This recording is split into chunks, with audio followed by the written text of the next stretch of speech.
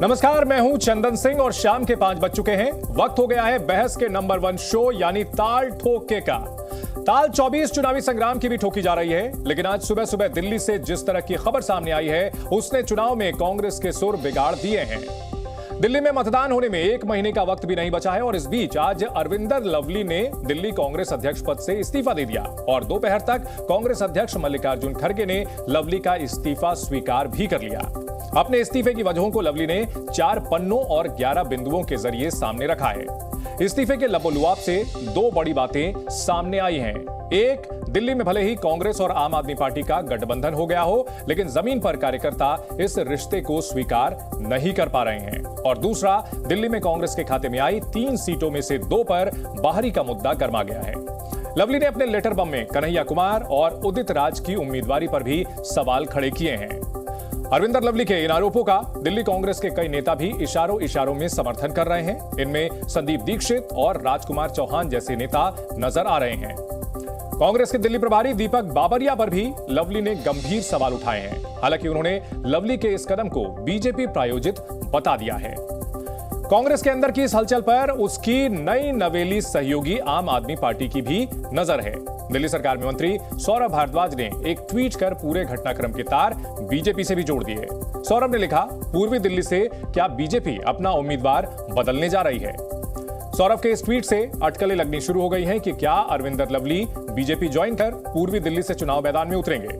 दूसरी तरफ अरविंदर और बीजेपी की तरफ से इन आरोपों पर कोई प्रतिक्रिया नहीं आई। हालांकि अरविंदर लवली के इस्तीफे के बाद से ही बीजेपी के नेता उनके पक्ष में सहानुभूति वाली बयानबाजी जरूर कर रहे हैं। तो क्या अरविंदर लवली एक बार फिर बीजेपी का दामन थामने वाले हैं?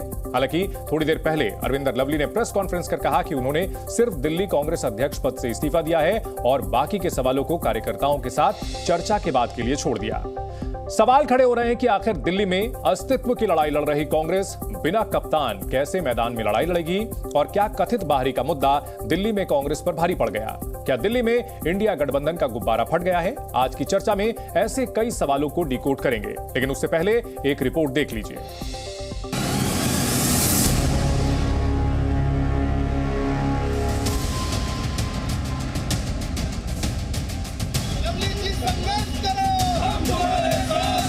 मैंने दिल्ली प्रदेश कांग्रेस कमेटी के अध्यक्ष पद से इस्तीफा दिया। कोई ना कोई वजह से वो भारतीय जनता पार्टी का दबाव हो, कोई डर हो, खुद की कोई जो है कन्वीनियंस की बात हो, पार्टी छोड़ता है तो कहीं ना कहीं रीजंस जो है ढूंढना चाहते हैं। पार्टी की संगठन में भी हताशा और निराशा की स्थिति पैदा होती है, तो स्वाभाविक रूप से अंतर्कलह वहाँ बढ़ता है। मुझे लगता है कि जो बातें उन्होंने कही हैं उनकी पीड़ा, इस पर गंभीरता से ध्यान जरूर देना पड़ेगा। वहाँ पर लोगों का सांस घुट रहा है, लोगों को घुटन हो रही है, इसलिए वैसी बात है। किसी इंडिविजुअल की क्या प्रॉब्लम है वो तो पार्टी फोरम में डिस्कस होगी ना। डिवीजन है, कंफ्यूजन है और ये टुकड़े टुकड़े अलायंस है। अरविंदर लवली जी ने सारी बातें स्पष्ट कर दी। अगर आपकी नीयत में खोट नहीं होता तो आप खामोश जाके रिजिग्नेशन करके आ जाते और पार्टी आपकी इसको बनाती। और उनकी पार्टी का ये आंतरिक मामला है, मुझे लगता है कि वो ही उसके बारे में बोलें तो वो ज़्यादा बेहतर है। लवली एक देशभक्त आदमी है और कोई ना कोई ऐसा कारण रहा होगा।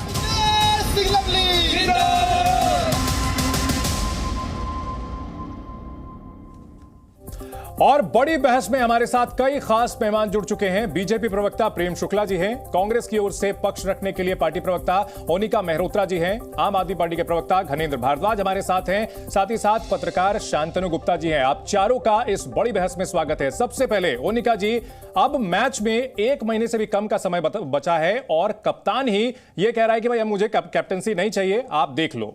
क्या चल रहा है कांग्रेस में? नहीं, ऐसी कोई बात नहीं है सर। देखिए, अपने अपने ओपिनियंस होते हैं। वो अध्यक्ष दिल्ली के रहे हैं, उनको कुछ दिखाई दिया होगा, कुछ बात होगी, लेकिन उन्होंने अपना पॉइंट ऑफ व्यू किस समय में रखा है वो तो वही बेहतर बता पाएंगे। आपने उनका शायद प्रेस कॉन्फ्रेंस भी सुन ली है।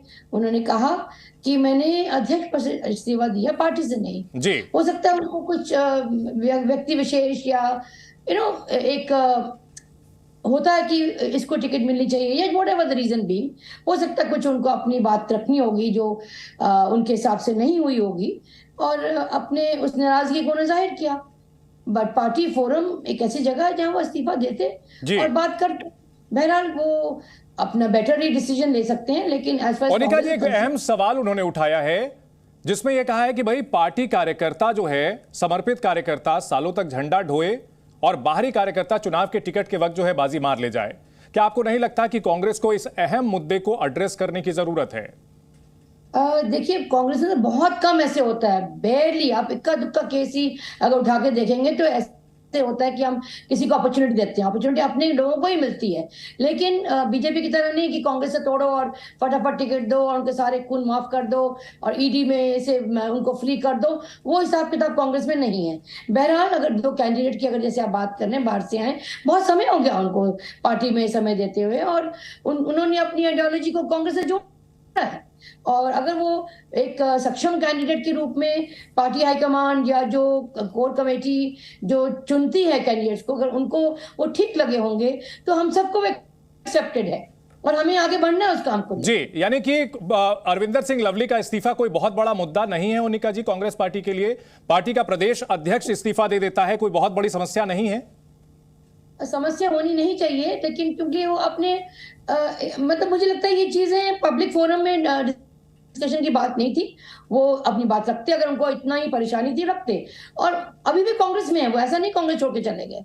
मुझे लगता है कि पार्टी में अपनी वो बात रखेंगे और जिस चीज में वो कंफर्टेबल है, जिस चीज को वो बेहतर से संभाल सकते हैं, उसमें उनको मौका मिलेगा।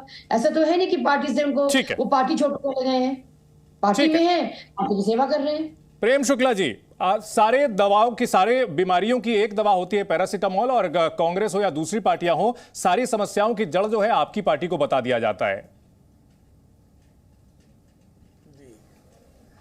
देखिए, अब इसमें अरविंदर सिंह लवली जो है वो क्या भारतीय जनता पार्टी के दबाव के कारण उन्होंने त्याग पत्र दिया है?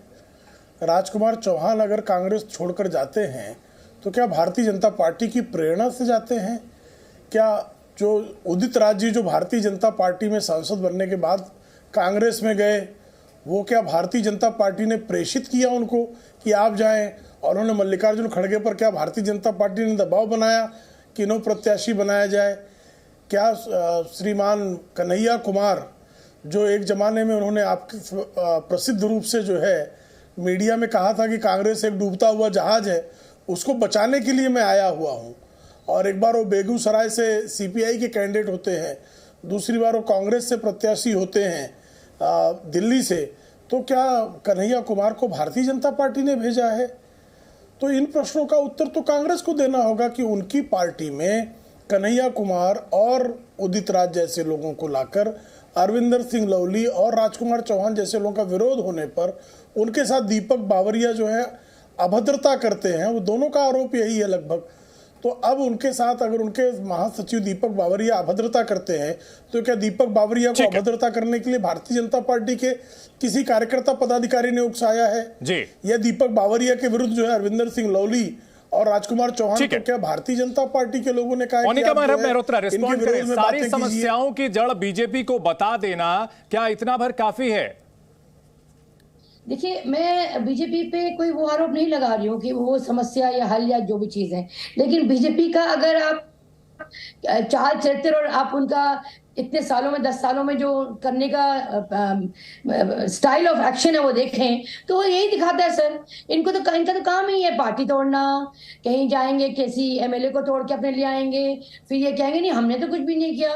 ये तो कभी ईडी कभी सीबीआई, इनका तो काम ही है ये। बहरहाल इनकी तो बात ना ही करें अच्छा है, क्योंकि ये वो गाना सुना है विदा करो आप विदा करो, तो उनका तो विदा का टाइम वैसे ही आ गया है, तो इनको कहीं हमने देना है, लास्ट अपना लैप जी रहे हैं ये लोग। लेकिन नहीं, आपकी पार्टी के नेता जो हैं वो इस बात पर आप लोगों के जो कॉन्फिडेंस के साथ बहुत एतबार क्यों नहीं करते हैं, ये बड़ा सवाल है। आपके पास में लौटूंगा मोनिका जी। घरेंद्र भारद्वाज जी, नई दोस्ती आप लोगों की है और सौरभ भारद्वाज जी को जैसे पहले से मालूम चल गया कि भाई पूर्वी दिल्ली से उम्मीदवार होने जा रहे हैं अरविंदर सिंह लवली, इशारों में उन्होंने ट्वीट भी कर दिया, जबकि लवली ने आप लोगों के ऊपर ज्यादा आरोप लगाए हैं। देखिए चंदन जी, जिस तरीके से लवली जी का रेजिग्नेशन हुआ निश्चित तौर पर ये दुखद है और ये कांग्रेस का इंटरनल मैटर है कि कांग्रेस में अगर लवली जी ने रेजिग्नेशन करा है, किन कारणों से करा है, तो ये लवली जी और कांग्रेस बेहतरीन तरीके से इसको समझ सकती है। दूसरी बात है कि हम बहुत मजबूती से दिल्ली में चुनाव लड़ रहे हैं। 7 लोकसभा सीट पे इंडिया गठबंधन बहुत मजबूती से चुनाव लड़ रहा है। हमारे 7 उम्मीदवार बहुत अच्छा प्रचार कर रहे हैं, बहुत अच्छा कैंपेन कर रहे हैं। कल आपने देखा कि जिस तरीके से सुनीता केजरीवाल जी का रोड शो हुआ जी, दिल्ली के हजारों लोग पूर्वी दिल्ली की सड़कों पे उमड़ पड़े थे और कांग्रेस का एक कार्यकर्ता नहीं था, जहां तक जानकारी मिल रही है। नहीं, सब लोग थे। देखिए, अब वही बात है ना कि भारतीय जनता अगर मिलकर लड़ रहे हैं सर, तो दोनों साथ में होना चाहिए ना। उत्तर प्रदेश में हम लोग देखते हैं कि राहुल गांधी के साथ जो है समाजवादी पार्टी के कार्यकर्ता भी बड़े पैमाने पर वहां उमड़ते हैं। यहाँ वैसा देखने को मिल नहीं रहा है। चंदन जी, कल जी न्यूज का कैमरा भी वहां पे था, तमाम लोग वहां पे थे, तमाम मीडिया वहां पे था, और कांग्रेस के और तमाम जो हमारे सहयोगी संगठन है उनके कार्यकर्ता, उनके नेता सब वहां थे, और हजारों की संख्या में आम जनों ने आके सुनीता केजरीवाल जी का स्वागत किया। सुनीता केजरीवाल जी ने अरविंद केजरीवाल जी के लिए आशीर्वाद मांगा कि अरविंद केजरीवाल जी जेल में हैं, उनकी तबीयत लगातार खराब होती है, तो दिल्ली के लोगों ने भरपूर आशीर्वाद सुनीता केजरीवाल जी को भी दिया, अरविंद केजरीवाल जी के लिए भी दुआएं करी। और निश्चित तौर पर अरविंद केजरीवाल जी को जिस तरीके से जेल में मोदी जी ने डाला है, उनकी गैर कानूनी गिरफ्तारी को लेकर पूरी दिल्ली और पूरे देश में रोष है। ठीक चुनाव से पहले अरविंद केजरीवाल जी को जेल में ठीक है सर, अरविंद केजरीवाल जी पर नहीं, यहाँ कांग्रेस पर हम चर्चा कर रहे हैं। घनेंद्र जी, उस मुद्दे पर आ जाइए। आपकी पार्टी की ओर से ये कैसे कह दिया गया कि अरविंदर सिंह लवली अगर उनका आंतरिक मामला है, तो कैसे वो एनक्रिप्टेड ट्वीट जो है वो सौरभ भारद्वाज ने कह दिया? देखिए, भारतीय जनता पार्टी का जिस तरीके से एक आचरण रहा है, एक व्यवहार रहा है, और भारतीय जनता पार्टी का ट्रैक रिकॉर्ड रहा है कि किस तरीके से लगातार विपक्षी दलों को तोड़ना, विपक्षी दलों की सरकारों को तोड़ना, विपक्षी दलों के नेताओं को तोड़ना, ये भारतीय जनता पार्टी का ट्रैक रिकॉर्ड रहा है। अभी आपने देखा नवीन जिंदल से लेके अशोक चौहान से लेके तमाम कांग्रेस के नेताओं को ठीक चुनाव से पहले भारतीय जनता और महाबल मिश्रा कौन है सर? महाबल मिश्रा कौन है सर? कौन सी पार्टी से आए हैं? निश्चित तौर पर महाबल मिश्रा जी कांग्रेस में थे, आज आम आदमी कांग्रेस से आए हैं। ठीक है, थैंक यू बताने के लिए। प्रेम शुक्ला जी रिस्पॉन्ड करें। नहीं चंदन जी, मेरी पूरी बात नहीं। चंदन जी, ठीक है सर, आऊंगा मैं आपके पास, लौटूंगा सर। चंदन जी, ठीक है, आपको पर्याप्त समय दिया है मैंने सर। प्रेम शुक्ला जी रिस्पॉन्ड करें। जी नहीं, अभी क्या रिस्पॉन्ड करेंगे? अब तो ये कांग्रेस वाले कल तक जो है अरविंद केजरीवाल को गिरफ्तार करने की मांग करते थे। कांग्रेस की अधिकृत प्रवक्ता सुप्रिया श्रीनेत का आपके पास भी जो बयान होगा कि शराब का घोटाला इन्होंने किया, इसलिए इनको गिरफ्तार करना। जब मनीष सिसोदिया गिरफ्तार हुए थे, तब कांग्रेस के लोग कह रहे थे कि हमारी मांग पर गिरफ्तार हुए हैं। ये भारतीय जनता पार्टी की मांग पर नहीं गिरफ्तार हुए। प्रवर्तन निदेशालय ने कार्रवाई कांग्रेस की शिकायत पर की है, और मनीष सिसोदिया की गिरफ्तारी कांग्रेस के कहने पर हुई है। अब जो कल तक अरविंद केजरीवाल श्रीमती सोनिया गांधी की गिरफ्तारी की मांग करते थे, रॉबर्ट वड्रा की गिरफ्तारी की मांग करते थे, ये पूछते थे कि क्या जो है श्रीमान रॉबर्ट वड्रा जो है मुरादाबाद के में पीतल बेचकर जो है करोड़ों रुपए के कारोबारी हुए हैं क्या? आज जो है वही अरविंद केजरीवाल जब गिरफ्तार होते हैं, और हाईकोर्ट कहता है, दिल्ली का हाईकोर्ट कहता है कि श्रीमान अरविंद केजरीवाल की गिरफ्तारी जो है वो विधि सम्मत है, तो उस पर जो है अब कांग्रेस कह रही कि नहीं साहब ये गलत है गिरफ्तारी। ठीक है। और जबकि अरविंद केजरीवाल के ही पार्टी की सरकार पंजाब में है। ठीक है। और पंजाब में कांग्रेस के तत्कालीन डिप्टी सीएम, पूर्व डिप्टी सीएम ओपी सोनी समेत 4 अन्य मंत्रियों को इन्होंने भ्रष्टाचार में गिरफ्तार किया। यानी अगर मान जी जो है वो भगवंत सिंह मान की सरकार कांग्रेस के लोगों को गिरफ्तार करे तो ये तालियां बजाएंगे कांग्रेस के लोग। और अगर अरविंद केजरीवाल जिनकी पहले ये मांग करते गिरफ्तारी की वो गिरफ्तार हो तो ये गालियां देंगे। मोनिका मेहरोत्रा जी, कार्यकर्ताओं के लिए, कांग्रेस कार्यकर्ताओं के लिए वाकई में विकट स्थिति है। कल तक जिनके साथ एक दूसरे को गालियां दे रहे थे, और आप आज के टाइम में जो बात अरविंदर सिंह लवली ने कही है कि कल तक जिनसे इतनी दुश्मनी थी उनके साथ मिलकर चुनाव कैसे लड़े, और बताया भी नहीं गया इस गठबंधन से पहले।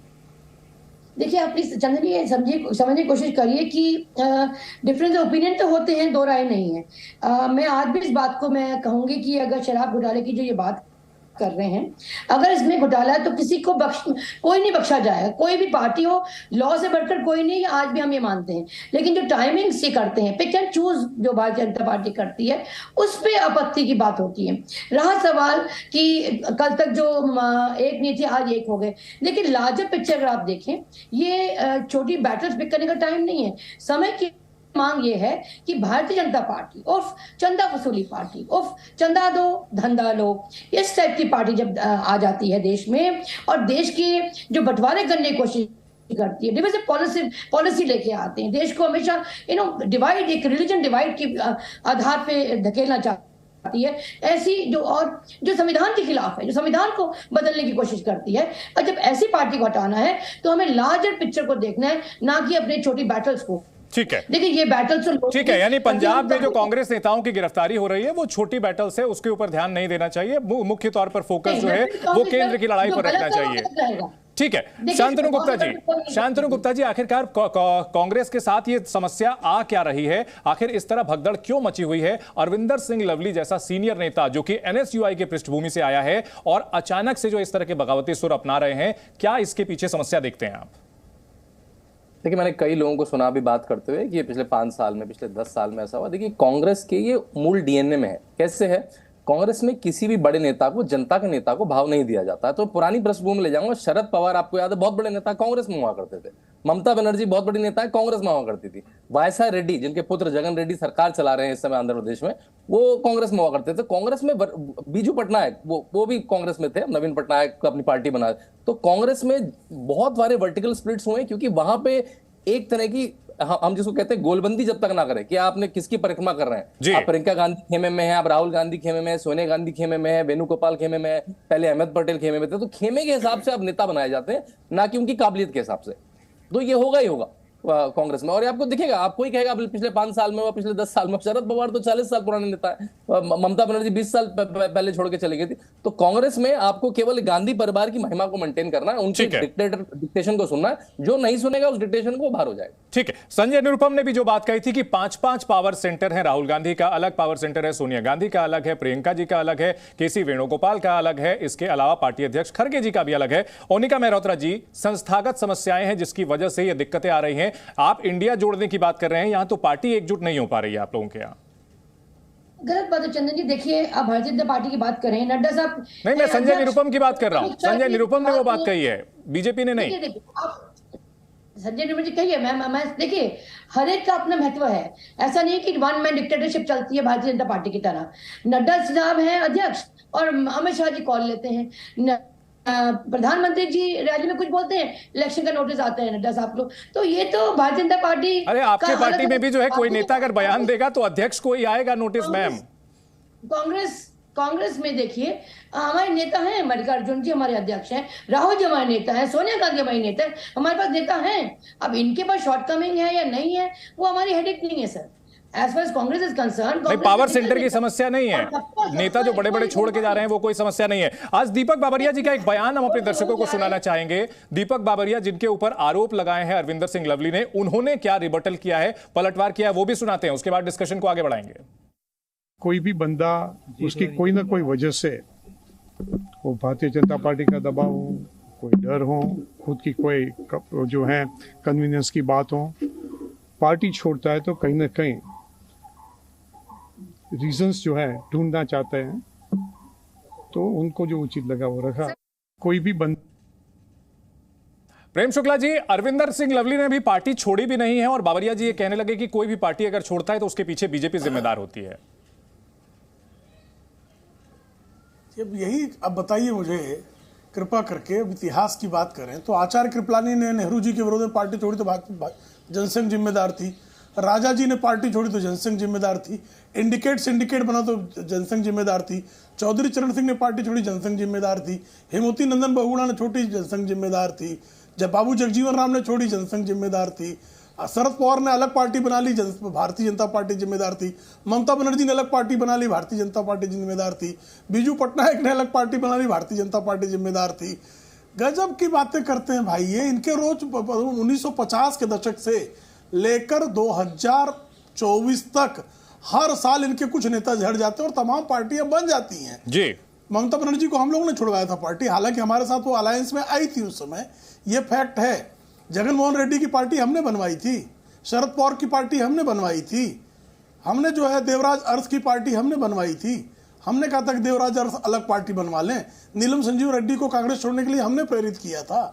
क्या बातें करते हैं लोग भाई, कहाँ क्या मतलब इनको इतिहास, भारत का राजनीतिक जो है वर्तमान, किसी का ज्ञान शेष बचा है क्या? ठीक है, प्रश्न ये है। मोनिका जी जवाब दीजिए। बड़े बड़े नेता पार्टी छोड़ते हैं, हर बात के लिए बीजेपी को जिम्मेदार बता करके पल्ला झाड़ लेना काफी नहीं है। अपने दामन में आत्म मंथन करने की भी पार्टी को जरूरत है, और ऐसे समय जब में पार्टी अपने एग्जिस्टेंस क्राइसिस से जूझ रही है, अस्तित्व के संकट से जूझ रही है, तब यह आत्म मंथन और भी जरूरी हो जाता है।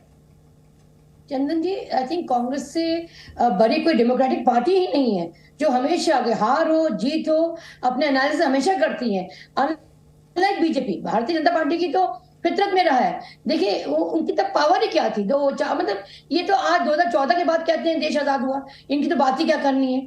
इनको तो कुछ कभी डेवलपमेंट दिखी नहीं इंडिया में, जो हुआ 2014 के बाद हुआ। तो भारतीय जनता पार्टी या जनसंघ जो भी रही हो, पहले बात यहाँ है कि कांग्रेस हमेशा मंथन करती है। और देखिए कहीं ना कहीं जरूरी नहीं है जो पार्टी छोड़ता है या जो अगर पार्टी में जो है सबकी बात सुनी जाती है, और जो चीज लार्जर पर्सपेक्टिव के बेनिफिट देती है उसी पे अमल किया जाता है और डिसीजन फाइनल होता है। तो ऐसा नहीं है कि यहाँ पर डिस्कशन नहीं होता और सिर्फ जैसे भारतीय जनता पार्टी में प्रधानमंत्री ही बोलेंगे, बाकी लोग अगर बोले तो उनको फिर वो निकाल दिया जाता है, जो भी किया जाता है, या साइडलाइन किया जाता है या मार्गदर्शन में डाल दिया जाता है। इस तरह से नहीं चलती है। डेमोक्रेटिक पार्टी है, डेमोक्रेसी से काम चलते हैं और डिसीजन भी इस तरह से लिए जाते हैं। बहुत आप जो है बहादुरी से बचाव कर रहे हैं अपनी पार्टी का, लेकिन कहीं ना कहीं यहाँ हेमंता बिस्वा शर्मा का जिक्र जो है छूट गया। हमारे मेहमानों ने जो बातें कही थी उसमें हेमंता बिस्वा शर्मा का जिक्र करना रह गए थे, जिन्होंने पूरे नॉर्थ ईस्ट से एक तरह से कांग्रेस का सफाया करके बीजेपी को वहां स्थापित कर दिया। शांतनु गुप्ता, आखिरकार क्या कांग्रेस के बारे में माना जाता था कि वहां सभी विचारधाराओं की जगह है, लेकिन कांग्रेस के ऊपर हाल फिलहाल में जितने भी नेता अटैक कर रहे हैं पार्टी छोड़ते हुए, ये कहते हैं कि वामपंथी विचारधारा वहां पूरी तरह से हावी हो चुकी है। कन्हैया कुमार जैसे नेताओं को इतनी तवज्जो देना, दिल्ली में लाकर के उनको लड़ाना, जो आज तक चुनाव नहीं जीते हैं, और अपनी लोकल लीडरशिप को दरकिनार करना, इसी बात का सबूत है। देखिए कांग्रेस की अगर आप इतिहास में भी जाएं तो आपको कोई बहुत बड़ी आपको विचारधारा नहीं दिखेगी कभी। कांग्रेस पहले भी लेफ्ट ऑफ सेंटर थी, अब वो left of centre, almost Marxist विचारधारा हो गई कि वो मतलब जो ये बात है रीडिस्ट्रीब्यूशन ऑफ वेल्थ, वो चाइना ने भी छोड़ दी। अब तो चाइना भी कैपिटलिस्ट, मोस्टली कैपिटलिस्ट कंट्री हो गई, उसके पास पार्टी का नाम कम्युनिस्ट है। तो बिल्कुल जो अल्ट्रा लेफ्ट विचारधारा को उसने अडॉप्ट कर लिया। पहले भी कांग्रेस एक लेफ्ट ऑफ सेंटर हुआ करती थी, और भाजपा के साथ ये भी एक बड़ा एडवांटेज है कि आइडियोलॉजी बेस्ड पार्टी है। अगर आप भाजपा के कार्यकर्ता को अगर बात करेंगे जो नरेंद्र मोदी की रैली में 40 डिग्री में आया, तो उसको जुनून है कि मैं देश के लिए। शांतनु जी, कांग्रेस भी अगर बात की जाए पैन इंडिया पार्टी तो है ही ना। पैन इंडिया, नॉर्थ ईस्ट से लेकर के जम्मू कश्मीर से लेकर के केरल तक का पार्टी का फुटप्रिंट है। तो नहीं, बिल्कुल ठीक है, क्योंकि वो ऐतिहासिक रूप से 150 साल से है, और जो आजादी का आंदोलन हुआ उसको एक तरह से अडॉप्ट कर लिया उन्होंने, और उसको वो लेके आगे चली, तो उनका फुटप्रिंट है। वो जाते जाते भी समय लगेगा, और जहां पे भी भाजपा वीक होती है एकदम से कांग्रेस आ जाती है। मरी से मरी हाल में भी उनको अभी 19-20% वोट मिलता है। इस बार शायद ऐसे जो अनुमान है सारे ओपिनियन पोल्स में, वो वोटिंग परसेंटेज भी शायद 14 से 15% रह जाएगा कांग्रेस का। तो उसको बढ़ाने की बात है। उसको बढ़ाने के लिए आपको कद्दावर नेता चाहिए, आपको कहीं महाराष्ट्र में नेता चाहिए, आपको दिल्ली में नेता चाहिए। यहाँ पे क्या है, केवल राहुल गांधी की ब्रांड मैनेजमेंट है। जो इनका जो मैनिफेस्टो भी आया है उसमें फोटो किसकी है? देखिए मैनिफेस्टो में जो न्याय पत्र है, लीडर तो किसी भी पार्टी का एक ही लीडर होता है ना सर, सभी का नाम नहीं डाला जा सकता। लीडर तो किसी भी पार्टी का एक होता है, कांग्रेस के राहुल गांधी है। नरेंद्र भारद्वाज भी हमारे साथ लगातार बने हुए हैं। नरेंद्र भारद्वाज, रिस्पॉन्ड करें सर। देखिए, मैंने आपको जैसे कहा है कि भारतीय जनता पार्टी 2024 का लोकसभा चुनाव बुरी तरह हार रही है, और भारतीय जनता पार्टी की तानाशाही के खिलाफ पूरा देश एकजुट है। और सिर्फ दिल्ली में नहीं, पूरे देश में इंडिया गठबंधन भारतीय जनता पार्टी और मोदी जी को कड़ी चुनौती दे रहा है। आज देश रियल इश्यूज पे बात कर रहा है। देश कह रहा है कि मोदी जी आपको 10 साल दे दिए हमने, 10 साल में आपने डिलीवरी के नाम पे कुछ नहीं दिया। आज देश में मुद्दे पर आ जाते हैं सर, भ्रष्टाचार बढ़ा है, महंगाई बढ़ी है, मुद्दे पर आ जाते हैं। यहाँ कांग्रेस के अंदर जो अरविंदर सिंह लवली की बात हो रही है उस पर आ जाए सर।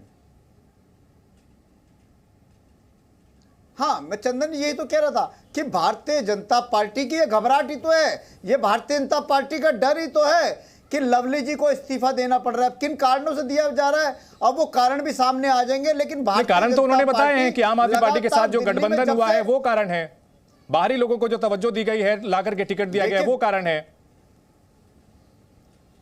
देखिए चंदन जी, गठबंधन मैंने आपको पहले भी कहा था कि 7 सीटों पे गठबंधन बहुत मजबूती से चुनाव लड़ रहा है और दिल्ली के लोगों ने तय कर लिया कि भारतीय जनता पार्टी को न सिर्फ दिल्ली की 7 सीटों में बल्कि देश भर की सीटों पे हराना है। अरे वो तो नतीजों में सामने आ जाएगा सर। आपकी पार्टी का स्टैंड क्या है? असफल रही। जो आरोप लगाए गए हैं अरविंदर सिंह लवली जी की ओर से, उस पर आपकी पार्टी का स्टैंड क्या है?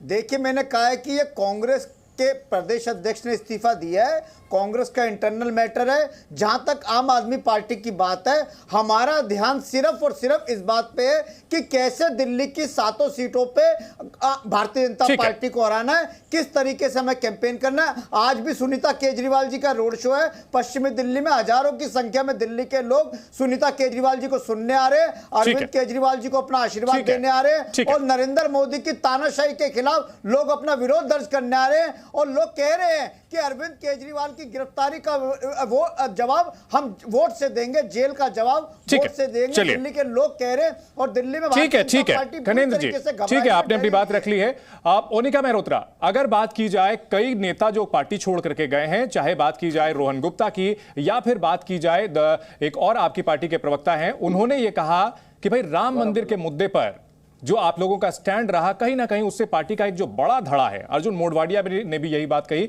गौरव वल्लभ भी यही बात कह के गए कि राम मंदिर के मुद्दे पर आपकी पार्टी का स्टैंड सही नहीं था। क्या विचारधारा की बात जो राहुल गांधी कहते हैं, शीर्ष नेतृत्व और कार्यकर्ताओं के बीच कहीं ना कहीं मतभेद है? सर ऐसी बात नहीं होती। देखिए, जहां तक राम भगवान जी की बात है, सभी उनको आराध्य हैं, हम सबके आराध्य हैं। ये तो है नहीं कि भारतीय जनता पार्टी की उन पर स्टैंप लगी हुई है, लेकिन जो इंडिविजुअल ऐसी जब बात करते हैं तब कहीं ना कहीं उनका अपना एक पर्सनल, आप समझे, एजेंडा हो सकता है या अपने पर्सनल ग्रोथ के करते हैं। मुझे लगता है कि अगर पार्टी जब जिस तरह से आप कहते हैं कि चलिए इस वक्त हम पावर में नहीं है, तो all the more reason party से स्टैंड करना चाहिए। लेकिन जो छोड़ के जाते हैं तो जाहिर सी बात है कहीं ना कहीं उनका पर्सनल एजेंडा उनके एस्पिरेशन से ज्यादा है। एस्पिरेशनल पॉलिटिक्स में जब आते हैं, अर्जुन मोढवाडिया जी कई दशक तक जो कि आपकी पार्टी के नेता रहे, बुरे से बुरे सिचुएशन में भी आपकी पार्टी की लड़ाई लड़ते रहे, वो अचानक से उन्होंने कहा कि भाई हमारी कोई सुनवाई ही नहीं हो रही है और उन्होंने पार्टी से इस्तीफा दे दिया। उनका क्या एजेंडा रहा होगा? गुजरात में तो आप लोग इतने लंबे समय से सत्ता से बाहर हैं। हम भी उसी पार्टी के हैं। मैं भी आज से नहीं, आई थिंक 97 से मैं पार्टी के साथ हूँ। हमें तो ऐसा नहीं दिखाई देता, हमारी तो सुनवाई होती है, हम तो जाते पार्टी फोरम में, बाय नेम से हमें बुलाया जाता है, तो अपने रिकॉग्निशन है, ऐसी बात नहीं है। हाँ ठीक है, किसी की टिकट की एस्पिरेशन होती है, किसी को कोई पद की होती है, किसी की लालसा नहीं होती इस चीज के लिए, कोई सेवा भाव से आता है, तो ये एक वेरिएशन होती है लोगों के अंदर, each one two his own. ठीक है, सेवा भाव से आता है, कांग्रेस में आता है, फायदे के लिए जाता है, प्रेम शुक्ला जी बीजेपी में जाता है, कहीं भी जाए। देखिए, पहले मैं जो है आम आदमी पार्टी के घरेंद्र भारद्वाज जो बातें कर रहे थे कि भाई भारतीय जनता पार्टी तानाशाह है, अरे और भ्रष्टाचार पर भी बात कर रहे थे। इससे अधिक भ्रष्टाचार का विकृत उदाहरण क्या हो सकता है कि एक मुख्यमंत्री भ्रष्टाचार के मामले में जेल में है और हाईकोर्ट के एक्टिंग चीफ जस्टिस कह रहे हैं कि उसकी सत्ता लोलुपता जो है वो राष्ट्रहित पर भारी पड़ रही है। इतना सत्ता लोलुप व्यक्ति है, ये हाईकोर्ट का जज कह रहा है, मैं नहीं कह रहा हूं। दिल्ली हाईकोर्ट के एक्टिंग जज श्रीमान मनमोहन जी कह रहे हैं कि केजरीवाल सत्ता लोलुप व्यक्ति और सत्ता लोलुपता में मुख्यमंत्री पद को त्याग नहीं रहा है। तो जो व्यक्ति शराब घोटाले में पैसे लेकर जेल में बंद हो और पद न त्याग रहा हो, ऐसा आपराधिक किस्म का व्यक्ति वो भ्रष्टाचार पर बात कर रहा है। उसका प्रवक्ता भ्रष्टाचार पर बोल रहा है, जिसका सीएम जेल में, डिप्टी सीएम जेल में, जेल मंत्री जेल में, बाकी जेल की कतार में लगे हुए हैं। ऐसे लोग अब जो है भ्रष्टाचार पर भी बात करते हैं, तो इनकी बेशर्मी बेहयाई इसकी सारी पराकाष्ठा हो जाती है। अब दूसरी बात, अब ये कह रही है कि भारतीय जनता पार्टी में जा रहा। अरे भाई मुझे बताइए, असलम शेर खान का नाम सुना होगा आपने, बहुत मशहूर हॉकी खिलाड़ी थे और 3 बार कांग्रेस के सांसद थे। उन्होंने राहुल गांधी के विरुद्ध एक बयान दे दिया, पार्टी से निकाल दिए गए। एक विनय प्रधान नाम के इनके थे, उन्होंने व्हाट्सएप में राहुल गांधी की प्रशंसा करते करते उनको पप्पू लिख दिया और उनको जो है पार्टी से निकाल दिया गया। पप्पू किसी को लिखना नहीं चाहिए। हालांकि इनके जो हैं स्वयं जो लोकसभा में गुट नेता रहे हैं अधीर रंजन चौधरी, वो संसद में एक बार राहुल गांधी को पप्पू कह रहे थे, तो आदरणीय अमित शाह जी जो गृह मंत्री है उन्होंने आपत्ति दर्ज कराई कि आप किसी व्यक्ति को पप्पू नहीं कह सकते हैं। राहुल गांधी आदरणीय सदन के सांसद हैं, इसलिए उनको पप्पू नहीं कहा ठीक है प्रेम जी, मैं समझ रहा हूं, आपत्ति की। ठीक है, मैं समझ रहा हूं आपकी स्ट्रेटेजी, समझ रहा हूं सर। पप्पू खिलाफ कार्रवाई, पप्पू कहने पे अधीर रंजन चौधरी के खिलाफ कार्रवाई, ठीक है सर, इस शब्द से आप परहेज करें सर, तो अजीब है इनका मतलब क्या तौर तरीका है। नहीं, मैं तो परहेज ही कर रहा हूं, अधीर रंजन चौधरी नहीं करते। हम तो पप्पू बिल्कुल नहीं कहते राहुल गांधी को जी, हम उनको आदरणीय श्रीमान राहुल गांधी। ठीक है, इस बहस में जो मेहमानों के विचार हैं वो उनके निजी हैं और जी न्यूज इसकी कोई जिम्मेदारी नहीं लेता है। इसी के साथ आपने जो पॉइंट कहे हैं, जो बातें आरोप लगाते हुए कही हैं, इस पर ओनिका जी और फिर घनेंद्र जी के पास जाऊंगा। ओनिका जी रिस्पॉन्ड करें। चंदन जी, देखा फितरत देख ली प्रेम शुक्ला जी की, बातों बातों में क्या बोल गए, तो अब आपको बचाव करना पड़ा और अच्छा किया आपने कि आपने बड़ी बचाव नहीं कर रहा किसी का, मैं किसी का बचाव नहीं कर रहा हूं। चैनल जिम्मेवार नहीं, अधीर रंजन चौधरी को वो डिस्क्लेमर भी चलाते हैं, मुद्दे पर आ जाइए ओनिका जी। लोएस्ट ऑफ लो पॉलिटिक्स करते हैं सर, अधीर रंजन चौधरी ने संसद के और रहा सभा लोकसभा की, एक मिनट धैर्य रखिए, नहीं लोकसभा के अधीर रंजन चौधरी ने कहा बोल रहे हैं सर, इलेक्ट्रॉन बॉन्ड खा गया, एक नंबर के आप सरकारी कर रहे हैं, चंदा लेते हैं लोगों से, वसूली करते हैं, और आप भ्रष्टाचार की बात कर रहे हैं सर। किस मुंह से आप भ्रष्टाचार की बात करते हैं सर? आप में तो हैरत हूँ प्रेम शुक्ला जी, इतना आप भगवान जी आराधना करके आए हैं, टीका लगा के हैं, चंदन लगा के आए, कम से कम यहाँ तो सच बोलिए। आप इलेक्ट्रल बॉन्ड, अगर कोर्ट आपको धमकाता नहीं और आपकी खबर ना मिलती, आप देखिए टाइमिंग देखिए आपकी, आपके स्टाइल से तो मैं गर्व से लगाता हूं चंदन, फिर उनको आप कारोबार दे देते हैं, नहीं हूं जी, कारोबार गर्व से चंदन लगाता हूं। हम भ्रष्टाचार की बात आप मत बोलिए, और प्रधानमंत्री देखिए किस तरह की बातें मंच पे आके बोलते हैं, आप कहेंगी की बात करते हैं। अरे वो प्रधानमंत्री जो आपके नहीं है, आप देखिए प्रेम शुक्ला जी, तमाम भाषा की मर्यादा बनी रहे प्रधानमंत्री जी, वो गलत भाषा नहीं है, अब वसूली वाले के लिए चंदन जी क्या हुआ है आपको, कैसी बात कर रहे हैं आप? वो वसूली बात करें तो भाषा की मर्यादा है श्री चांद। ठीक है ओनिका जी आपसे भी गुजारिश है, भाषा की मर्यादा बनाए रखें, भाषा की मर्यादा बनाए रखें। हमारे सभी सम्मानित मेहमानों से देखिए, शब्द जो है कटु तभी होते हैं। ओनिका मेहरोत्रा, हम जी हम सबसे यही कह रहे हैं कि भाषा की मर्यादा बनाए रखना जरूरी है। तब नहीं खराब नरेंद्र बाबू के बारे में बहुत कुछ बोल सकते हैं, लेकिन नहीं, वो आदरणीय प्रधानमंत्री जी, अगर आप जो है भाषा की मर्यादा तोड़ेंगे, सामने वाला भी वही करेगा। हम तो अब जो है यहाँ पर डिस्क्लेमर ये दे देते हैं कि भाई, लेकिन कहीं ना कहीं वो बहस का स्तर है वो गिरता है। श्रीमती कैसे भाषा की मर्यादा तोड़ता है मुझे बताइए। प्रेम शुक्ला जी, इस तरह की बातें जो चुनाव प्रचार के लिए छोड़ दीजिए सर। ठीक है ओनिका मेहरोत्रा, ठीक है आप सिद्ध कर दीजिए, मैं शब्द वापस ले लूंगा। लेकिन आप अगर जो है इस तरह से दर्शकों को भ्रमित कर रहे हैं मेरी भाषा को लेकर, तो ये जानबूझकर किया गया आपराधिक पक्षपात, ये कृपया न करें। बहुत अच्छा लगता है, एंकर तक ने आपको टोका, लेकिन नहीं ओनिका जी आपको भी टोका। ओनिका जी हाँ ठीक है, मेरे कंधे पर रख के बंदूक ना चलाएं ओनिका जी, आपकी भाषा को लेकर भी सवाल उठते हैं, ऐतराज उठाए हैं मैंने। कोई भी मेहमान अगर जो है गलत भाषा का इस्तेमाल करेगा, वो चाहे प्रेम शुक्ला हो, ओनिका मेहरोत्रा हो, हम उस पर जरूर सवाल खड़े करेंगे। शांतनु गुप्ता जी, तोड़ना नहीं है, ठीक है शांतनु गुप्ता जी, बिल्कुल मर्यादा नहीं, यहाँ पर 420 कैसे मर्यादा टूटी, ये बताइए तो सही मुझे। ठीक है सर, इन सब चीजों को हम छोड़ देते हैं, चुनाव प्रचार के लिए और बहस के लिए यहाँ अलग अलग रखते हैं मुद्दों को। यहाँ ठीक है, बताइए मैम, मैंने क्यों प्रयोग किया, मैं स्पष्ट करने को तैयार हूं। नहीं प्रेम शुक्ला जी, ठीक है, शब्द क्यों प्रयोग किया, अगर ये भाषा की प्रेम शुक्ला जी अन्यथा ना लें इसको, लेकिन बताइए नहीं तो आप झूठ बोल रहे हैं। ठीक है, इस तरह की बहस हो ही नहीं पाएगी। उन्होंने देखिए तर्क अगर कमजोर हो, ये सिद्ध भारतीय जनता पार्टी अगर मीडिया को खींच सकती है। ओनिका मेहरोत्रा जी, ओनिका मेहरोत्रा जी, आप तानाशाही के आगे हम नहीं चुप होंगे। ओनिका मेहरोत्रा, ओनिका मेहरोत्रा, जब तथ्य नहीं होते, तर्क नहीं होते, तो शब्द जो है कटु हो जाते हैं। समस्या ये होती है कहीं ना कहीं कांग्रेस के सामने जो चुनौती आ रही है, उसके तथ्यों के और तर्कों के साथ जवाब नहीं दे पा रहे हैं। समस्या ये आ रही है। शांतनु गुप्ता जी, क्या पार्टी के अंदर यह समस्या हो गई है, इंटरनल डेमोक्रेसी जिसकी वकालत राहुल गांधी ने एक समय की थी, वो पूरी तरह से खत्म हो चुकी है? जो भी पार्टी में सवाल उठाएगा किनारे कर दिया जाएगा। सुबह जो है नाश्ते के वक्त पार्टी के समर्थन की बात कर रहा होगा और लंच तक आते आते वो जो है पार्टी छोड़ देता है या फिर खिलाफ बयानबाजी शुरू कर देता है। देखिए चंदन जी, जैसा मैंने पहले कहा, ये कोई आज की समस्या नहीं है। जैसे हमने बताया भी, कई पैनलिस्ट ने बताया, शरद पवार जी और ममता बनर्जी के समय की समस्या है। तब बस सत्ता हाथ में थी तो वो कुछ बांट देते थे तो वो लगे रहते थे साथ में। अब सत्ता भी नहीं है। जो भी पार्टी किसी आइडियोलॉजी के साथ राजनीति नहीं करेगी, उसके लोग केवल जैसी सत्ता आएगी आपके साथ रहेंगे, सत्ता छोड़ देगी तो चले जाएंगे। 10 साल पहले इसी रामलीला मैदान में बड़े बड़े पर्चे हाथ में लेके केजरीवाल कहा करते थे, इसको जेल में डाल दूंगा, उसको जेल में डाल दूंगा, लालू प्रसाद को डाल दूंगा, मुलायम सिंह को डाल दूंगा, सोनिया गांधी को डाल दूंगा। आज उन्हीं के साथ बैठ के बाकी लोग कह रहे हैं, उनकी पत्नी कह रही कि केजरीवाल को जेल से बाहर निकालो, उसी रामलीला मैदान में। इससे पता लगता है कि आइडियोलॉजी कुछ नहीं है जिसके पास सत्ता है। तो इसलिए जो भाजपा और जो संघ का पूरा परिवार है, उसके पास एक आइडियोलॉजी है। ये उनका सबसे बड़ा संबल है। अगर भाजपा संघ परिवार अपनी आइडियोलॉजी को खो देता है तो शायद वो भी कांग्रेस बन जाए कल के।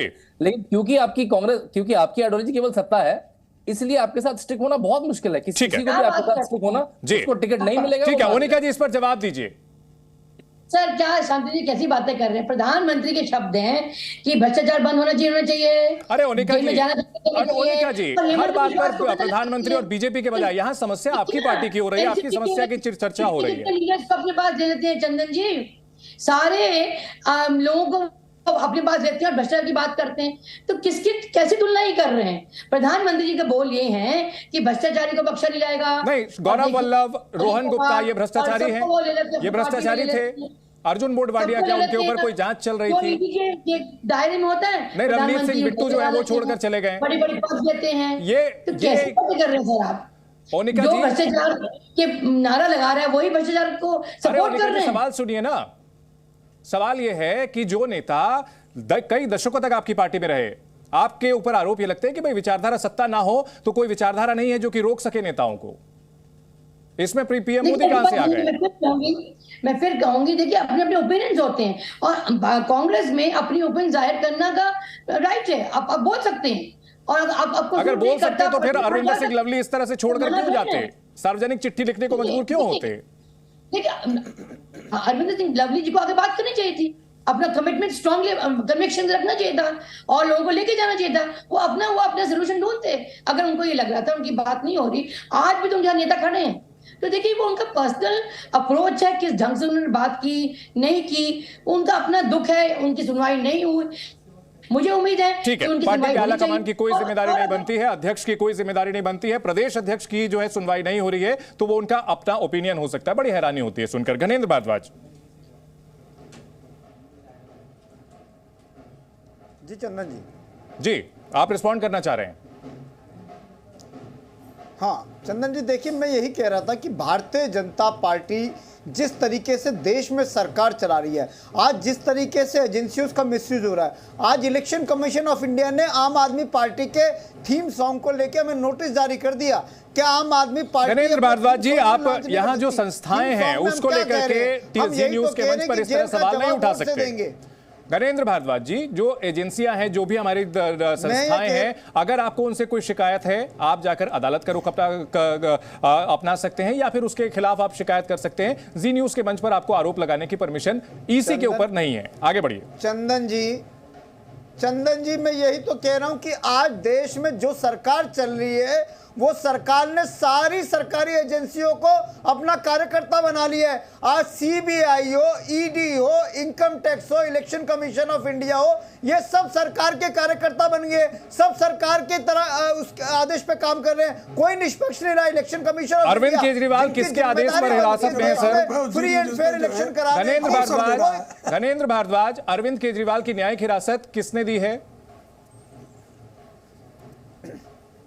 अरे मैं वही तो कह रहा हूं, किसने दी है सर? झूठे अदालत ने दी है, झूठ बोलते हैं, न्यायपालिका ने दी है। 1 लाख घनेंद्र भारद्वाज, न्यायपालिका ने उन्हें भेजा है। सुन लीजिए चंदन जी, न्यायपालिका ने उन्हें हिरासत में भेजा है सर। सुन लीजिए आप चंदन जी, मुझे 10 सेकंड दिए, मैं बता नहीं, मैंने आपको 10 सेकंड दिए। मैं ये कह रहा हूं कि आप जो है ये बताइए कि अरविंद केजरीवाल जो न्यायिक हिरासत में भेजे गए हैं उनको किसने भेजा है? अदालत ने भेजा है, स्वीकार करते हैं? हाँ बोलिए। अदालत ने भेजा है, लीजिए अदालत ने भेजा है। घनेंद्र भारद्वाज, मैं क्या कह रहा हूं सुन लीजिए। घनेंद्र भारद्वाज, अदालत ने उन्हें न्यायिक हिरासत में भेजा है। आप सुनना चाह रहे? आप मेरी बात पे हामी तो भरिए सर। उसी का जवाब दे रहा हूं, मैं कह रहा हूं उसी का जवाब दे रहा हूं जी, किन लोगों के बयान के आधार पर अरविंद केजरीवाल ये अदालत तय करेगी या घरेंद्र भारद्वाज तय करेंगे? मुख्य लोग हैं, मैं कह रहा हूं, दो मुख्य लोग हैं, एक शरद रेड्डी, ठीक है सर, ये बातें सारी जो है रिश्वत लेके उसको घरेंद्र भारद्वाज एक ही बात को जो है आपकी पार्टी का ये ऑफिशियल स्टैंड है, जिसको लोकसभा का चुनाव लड़वा रही है, ठीक है, इन लोगों के चलिए, इन लोगों की झूठी गवाही के आधार पर दिल्ली के, अरे सर ये दलील आप अदालत में दे चुके हैं ना सर, जेल में डाल दिया जाता है, तानाशाही नहीं तो और क्या है? अरे घरेंद्र जी ये बात तो अदालत में शुरू से अरविंद केजरीवाल जी ने खुद भी कही हुई है सर।